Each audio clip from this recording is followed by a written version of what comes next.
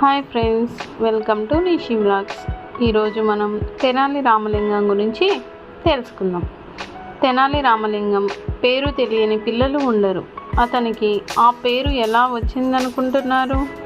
తెనాలిలో పుట్టాడు కనుక తెనాలి రామలింగ అయ్యాడు. ఆ రోజుల్లో తెనాలి చాలా చిన్న ఊరు. చిన్నప్పటి నుంచి రామలింగం చాలా చిలిపివారు. ప్రతి వాళ్ళను పేరు పెట్టే పిలిచేవారు. అతనికి భయం ఏ కొసానా ఉండేది కాదు. తనకు నచ్చిన దాన్ని వెక్కిరించడంలో మొనగాడు. ఒకరోజు రామలింగం వీధిలో ఆడుకుంటున్నాడు. ఒక యోగి ఆ దారిన పోతూ అతన్ని చూచాడు. రామలింగం రూపురేఖల్లోనూ అతని మాటల్లోనూ యోగికి తెలివితేటలు కనిపించాయి. వెంటనే ఆయన రామలింగాన్ని దగ్గరకు పిలిచి శక్తి మంత్రం ఉపదేశించారు. నాయన, ఈ మంత్రం 1000 సార్లు కాళికాదేవి గుడిలో జపిస్తే దేవి నీకు ప్రత్యక్షం అవుతుంది. 1000 తలలలో కనిపిస్తుంది. నీవు భయపడకూడదు. అప్పుడు దేవి మెచ్చి నీవు కోరుకున్న వరం ఇస్తుంది అని చెప్పి యోగి వెళ్ళిపోయాడు. ఒక మంచి రోజు వచ్చిందాకా ఆగి ఆనాటి అర్ధరాత్రి పూట రామలింగం ఒంటరిగా కాళికాదేవి గుడికి వెళ్ళి యోగి చెప్పిన మంత్రం 1000 సార్లు జపించాడు. కాళికాదేవి వెంటనే 1000 తలలతో ప్రత్యక్షమైంది. రామలింగం భయపడలేదు. అతనికి ఏం తోచిందో ఏమో పక్కున నవ్వాడు.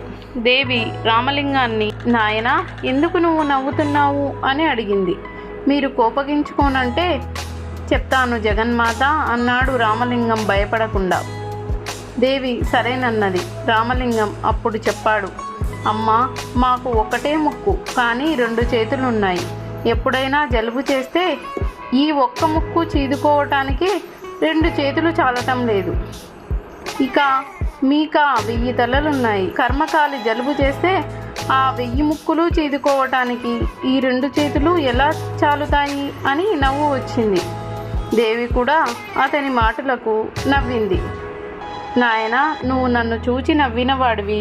ఇక నువ్వు ఎవరిని చూచి నవ్వవు గనుక నీవు తప్పకుండా వికట కవివి అవుతావు అంది. రామలింగం నమస్కరించి, తల్లి, ఎటు తిప్పి చదివినా చెడని మాట వరంగా ఇచ్చావు. అంతకంటే ఏమి కావాలి అన్నాడు రామలింగం.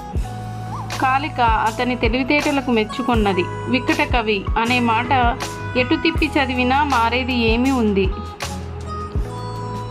దేవి సంతోషించి మరొక వరం కూడా అతనికి ఇచ్చింది.